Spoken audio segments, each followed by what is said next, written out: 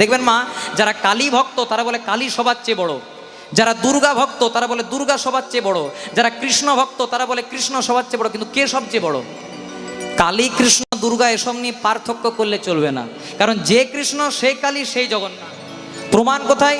ও মায়েরা, তোমাদের এখানে দুর্গা পূজা হয়, কালী পূজা বা সব পূজাই হয়। দেখবেন যদি কোনো পূজা হয়, কালী পূজা, দুর্গা পূজা, সরস্বতী পূজা, লক্ষ্মী পূজা, যে কোনো পূজা, প্রথমেই কিন্তু ঠাকুর মশাই হাতে এক গন্ডুস জল নেই।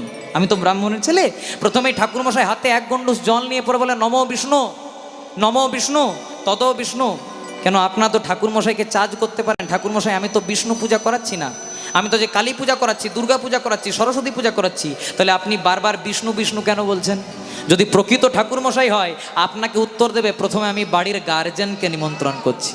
বাড়ির অভিভাবককে নিমন্ত্রণ করলে, বাড়ির গার্জেনকে নিমন্ত্রণ করলে যেমন বাড়ির সব সদস্যদেরকে নিমন্ত্রণ করা হয়ে যায়, তেমনি কলিযুগে যদি কেউ কৃষ্ণ ভজন করে, তার হিন্দুদের 33 কোটি দেব দেবতা সকলের ভজন করা হয়ে যায়নি। তাই গৌর প্রমাণ।